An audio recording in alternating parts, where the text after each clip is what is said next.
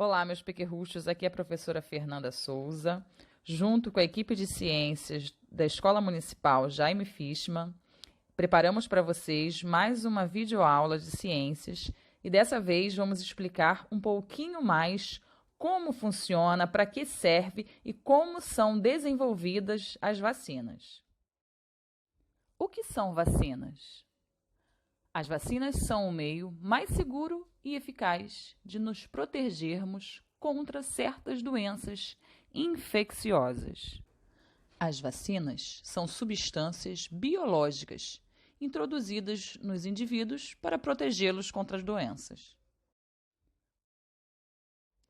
As vacinas permitem nosso sistema imunológico conhecer alguns micro-organismos nocivos, como os vírus e as bactérias, estimulando a criação de anticorpos sem que tenhamos que desenvolver as doenças.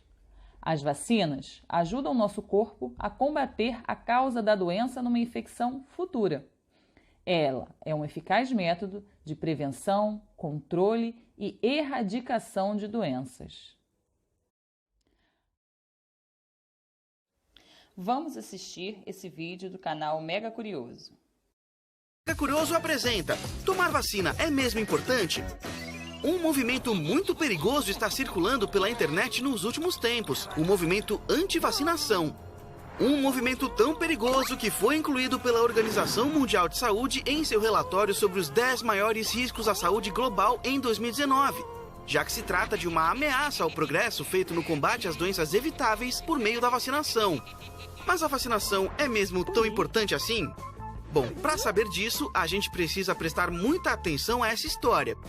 No início do século XX, 1 a cada 5 crianças morria de alguma doença infecciosa antes mesmo de completar 5 anos de idade. Aqui no Brasil, durante esse período, todos os anos ocorriam em torno de 100 mil casos de sarampo e 10 mil casos de poliomielite. E isso causou incontáveis mortes em todo o país. Esse perfil mudou graças às ações de imunização e aos 45 anos de existência do Programa Nacional de Imunizações, que erradicaram a febre amarela urbana, a varíola, eliminaram a poliomielite, a rubéola e muitas outras, além de reduzirem drasticamente a circulação de outras doenças graves. Todos esses esforços impactaram muito na redução do número de casos e mortes por doenças imunopreveníveis, permitindo uma maior proteção à população brasileira. Por isso é tão importante olhar para a história, pois com esse sucesso todo em deixar o país imune, muitas doenças tornaram-se desconhecidas, fazendo com que muitas pessoas não tenham nem noção do risco representado por elas, e assim acabam se preocupando mais com os possíveis efeitos adversos das vacinas do que com a prevenção dessas doenças tão horríveis. O fato é que a vacinação é uma das mais importantes conquistas da saúde pública e foi responsável nos últimos 2 séculos por um aumento de cerca de 30 anos na expectativa de vida da população. Não podemos deixar que a desinformação e as fake news coloquem em risco essa nossa arma tão poderosa contra doenças tão terríveis. Existem vários tipos de vacinas. A maioria é produzida a partir do próprio micro-organismo que transmite a doença, que pode ser um vírus ou uma bactéria. Dependendo do tipo da vacina, esse micro-organismo pode ser utilizado inteiro e vivo, pode ser utilizado inteiro e morto. Em alguns casos, apenas alguns pedacinhos deles são usados, mas o efeito é o mesmo. Todas elas estimulam o sistema imunológico a... As vacinas atenuadas são feitas com o micro-organismo inteiro e vivo, porém enfraquecido. Isso quer dizer que alguns mecanismos utilizados pela bactéria ou pelo vírus são retirados. Dessa forma, quando a vacina é injetada, células do sistema imune reconhecem o agente infeccioso e criam células de memória que produzem anticorpos. Essas células vão combater o micro-organismo mais facilmente em uma infecção futura, praticamente sem causar sintomas da doença. Quais são as grandes vantagens das vacinas de micro-organismos vivos atenuados?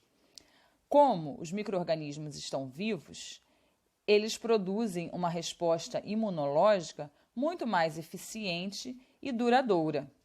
Mas, Como esse micro-organismo é injetado vivo, em casos muito raros podem ocorrer pessoas que desenvolvem a doença, especialmente quem está com o sistema imunológico comprometido, enfraquecido. Exemplos de vacinas que são feitas a partir de micro-organismos atenuados são as vacinas da febre amarela, as vacinas tríplice viral, que combate contra cachumba, rubéola, sarampo e também da catapora. Já a vacina inativada é feita a partir do micro-organismo morto ou inativado. Essa inativação pode ser feita usando calor, radiação, agentes químicos ou até mesmo antibióticos. Porém, a vacina funciona da mesma forma que a atenuada. Quando injetada, o sistema imune reconhece o agente e cria células de memória que vão lembrar do micro-organismo rapidamente da próxima vez que você for infectado. A grande vantagem da vacina inativada é que, como o micro-organismo está morto ou inativado, ela tem uma menor tendência de induzir uma reação, ou seja, uma menor tendência de provocar eventos adversos e desenvolver a doença.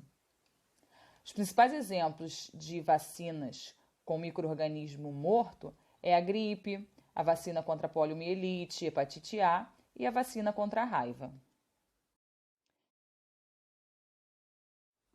Há ainda aquele tipo de vacina que usa fragmentos isolados do micro-organismo, como uma proteína, por exemplo. Essa proteína também é capaz de estimular nosso sistema imune a reagir contra esse invasor. Os principais exemplos de vacina que usam fragmentos do vírus ou do micro-organismo são as vacinas contra a hepatite B e contra o HPV.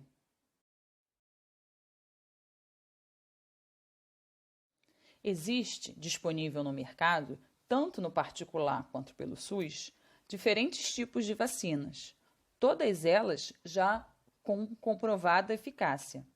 Mas, para se desenvolver e produzir uma vacina, há necessidade de um complexo processo composto por várias etapas e várias fases. A primeira fase de desenvolvimento de uma vacina é a fase exploratória, onde são avaliados vários critérios, várias moléculas, para se decidir qual a melhor composição da vacina. Se ela vai ser atenuada, se ela vai ser inativada, se ela vai ser de subunidade. E essa etapa ela é feita exclusivamente em laboratório e às vezes demora vários períodos de tempo para que isso aconteça. Após a definição dos melhores componentes que serão utilizados nas vacinas, são realizados testes em animais para comprovação daqueles dados que foram obtidos em laboratório.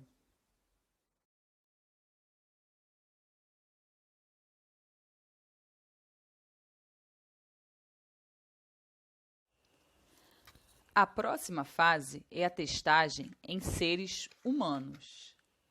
Primeiramente, essa testagem é feita em um grupo de poucos voluntários e o seu objetivo é testar a segurança da vacina, se ela vai causar algum dano ou não. Sendo aprovada nesse primeiro teste, a segunda etapa é a testagem feita em um grupo maior, visando não só a observância da segurança, mas também se a vacina é eficaz, ou seja, se ela estimula de fato o sistema imune a formar e obter memória e proteção. Passando por essa etapa, o objetivo agora é testar num público-alvo que se destina, e o número de participantes pode chegar a milhares. Vários países estão tentando desenvolver a vacina contra a Covid-19. Aqui no Brasil, a Fiocruz já está entrando na fase de testagem em humanos, mas este processo ainda vai demorar um tempo. Apesar da eficácia comprovada da ação da vacinação, existem ainda alguns mitos relacionados à vacina. Confira a explicação de Júlio Croda, diretor do Departamento de Imunizações e Doenças Transmissíveis do Ministério da Saúde. Primeiro item é: a vacina causa autismo ou outras doenças? Segundo Júlio, a vacina não está associada a nenhum tipo de doença, não existe nenhum tipo de reutilização de seringas e não há nenhuma associação ao autismo. Então, esse primeiro item é mito. Segundo, a vacina contém toxinas ou agentes químicos nocivos à saúde. Isso é outro mito muito difundido através das redes sociais e páginas específicas de movimentos que espalham essas fake news. Não há nenhum estudo que confirme qualquer conteúdo nocivo à população nas vacinas. Terceiro mito: quem é saudável não precisa tomar a vacina. Segundo Júlio, as doenças podem acometer qualquer pessoa, independente de sua imunidade. É necessário que a pessoa se vacine para não adquirir a doença e suas consequências. Quarto mito: pessoas com doenças crônicas não podem se vacinar. Muito pelo contrário, diz ele. Elas fazem parte de um grupo de risco e realmente precisam se vacinar. A maioria dos pacientes com diabetes e hipertensão, por exemplo, são idosos e existe um calendário vacinal específico para essa população. Quinto mito: vacina só é importante para crianças. O calendário vacinal está previsto para crianças, mas também para adolescentes, adultos e idosos. Existem vacinas específicas destinadas a cada faixa etária, por isso é importante manter sempre o cartão de vacinação em dia. Aproveite esse período para localizarem o cartão de vacina de vocês, verificarem se todas as vacinas estão em dia, se foram aplicadas corretamente, e se não estiverem, quando possível e de forma segura, procurem um posto de vacinação para atualizarem o cartão de vacina. Fiquem na paz e um abraço.